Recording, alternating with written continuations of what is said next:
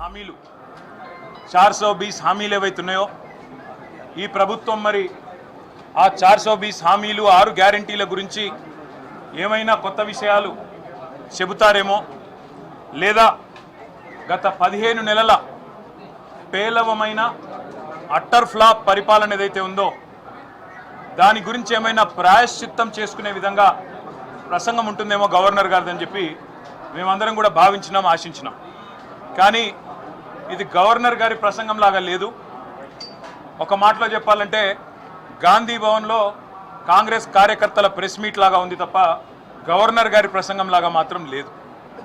పాపం పెద్ద ఆయన గవర్నర్ గారి నోటెంబడ కూడా చాలా అబద్ధాలు, ఒకటి కాదు రెండు కాదు, ఎన్నో అబద్ధాలు, ఎన్నో అర్ధసత్యాలు, ఎన్నో అసత్యాలు కూడా పాపం వారి నోటెంబడ కూడా పలకాల్సి రావడం మేము కూడా బాధపడతా ఉన్నాం.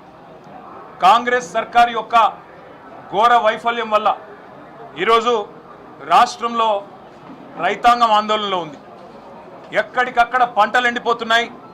రైతులు ఇప్పటికే 480 పైచిలకు మంది రైతులు ఆత్మహత్య చేసుకున్నారు. వాళ్లకు కనీసం ఒక్క మాట, వాళ్లకు సాంత్వన చేకూర్చే మాట, వాళ్లకు ఉపశమనాన్ని ఇచ్చే మాట, వాళ్ళకు భరోసానిచ్చే ఒక్క మాటనన్నా గవర్నర్ నోటెంబడి వస్తుందేమో. పంటలు ఎండిపోకుండా కాపాడుతాం, నీళ్ళు ఇస్తాం, బుద్ధి తెచ్చుకున్నాం, ఇకనైనా బుద్ధితో మెదులుతామని చెప్పి ఒక్క మాటన్నా చెప్తారేమో అనుకున్నాం. ఒక్క మాట కూడా వారి నోటెంబడ రాలేదు. అసలు ఈరోజు వరకు రాష్ట్రంలోని ఏ గ్రామంలో కూడా 25 నుంచి 30% మించి రుణమాఫీ జరగలేదు. ఇది నిర్వివాదం. ఇది మేము శాసనసభలో పోయిన సమావేశాల్లోనే అడిగినాం. ముఖ్యమంత్రి గారు సొంత ఊరికి పోదామా, సొంత నియోజకవర్గానికి పోదామా, ప్లేసు, డేటు, టైము మీ ఇష్టం, ఊరు కూడా మీ ఇష్టం. ఒక్క ఊళ్ళో 100% రుణమాఫీ అయితే మేమందరం రాజీనామా చేసిపోతామని చెప్పి కూడా చెప్పినాం. కానీ మళ్ళీ ఈరోజు గవర్నర్ గారి నోటెంబడ రుణమాఫీ అయిపోయింది, లక్షలాది మంది రైతులు సంతోషంగా ఉన్నారు అని చెప్పి అబద్ధాలు చెప్పించి గవర్నర్ గారి స్థాయిని కూడా దిగజార్చి ఈ కాంగ్రెస్ ప్రభుత్వం మళ్ళొక్కసారి తన భ్రష్టత్వాన్ని, తన నీచత్వాన్ని బయటపెట్టుకుంది. పెట్టుబడి సాయం అందని రైతులు రుణమాఫీ కాక, పెట్టుబడి సాయం జరగక, కేసీఆర్ గారి టైంలో ఉండే రైతు బంధును కూడా కనీసం అమలు చేసే పరిస్థితి లేక ఆగమాగం అయిపోతుంటే ఇవాళ రైతు బంధు మొత్తం అందింది. అది మాత్రమే కాకుండా రైతు కూలీలకు కూడా సాయం చేస్తున్నామని చెప్పి గవర్నర్ గారి నోటెంబడ ఇవాళ అబద్ధాలు చెప్పించడం అంటే గవర్నర్ గారికి కూడా అవమానం. ఇది వారు కూడా గుర్తించాలని చెప్పి కూడా మేము కోరుతా ఉన్నాం.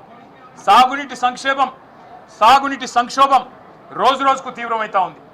కేవలం కేసీఆర్ గారి మీద గుడ్డి ద్వేషంతో, మా పార్టీ మీద గుడ్డి కోపంతో అక్కడ మేడిగడ్డను రిపేర్ చేయకుండా 15 నెలలు ఎండబెట్టడం వల్ల ఇవాళ మొత్తం గోదావరి పరివాహక ప్రాంతంలో ఎండిపోతున్న ప్రతి ఎకరా పంటకు బాధ్యత తీసుకోవాల్సింది రేవంత్ రెడ్డి అనే ఈ ముఖ్యమంత్రి. రేవంత్ రెడ్డి అనే చేతగాని ముఖ్యమంత్రి వల్ల ఈరోజు రాష్ట్రంలో లక్షలాది ఎకరాల్లో పంటలు ఎండిపోతుంటే, ఆ పంట ఎండిపోయి అవస్థలు పడుతున్న రైతులు, తమ పొలాన్ని నిప్పు పెట్టుకుంటున్న రైతులు, తమ పొలంలో ఇవాళ గొర్రెలను మేకలను మేపుతున్న రైతులు వాళ్ళు ఎదురు చూసిండ్రు. గవర్నర్ గారి ప్రసంగం నుంచి ఒక్క మాటన్న వస్తుందేమో, మేము పంటలను ఎండిపోకుండా కాపాడుతాం, మేమున్నాం, ఈ ప్రభుత్వం భరోసా ఇస్తున్నది, మీకు రిపేర్ చేస్తాం మేడిగడ్డను, ఇన్ని రోజులు కేసీఆర్ గారి మీద గుడ్డి కోపంతో తప్పు చేసినాం అని ప్రాయశ్చిత్తం చేసుకుంటారు అనుకున్నాం. ఆ సోయి కూడా ఈ ప్రభుత్వానికి లేదు. కనీసం ఒక్క మాట మాత్రంగా కూడా ఎండుతున్న పంటలు, సాగునీటి సంక్షోభం, 480 మంది రైతుల ఆత్మహత్యలు, వాటి గురించి ఒక్క మాట కూడా మాట్లాడకపోవడం అంటే రేవంత్ రెడ్డి ప్రభుత్వం యొక్క ప్రాధాన్యతలు ఎట్లా ఉన్నాయో దీన్ని బట్టే అర్థం చేసుకోవచ్చు.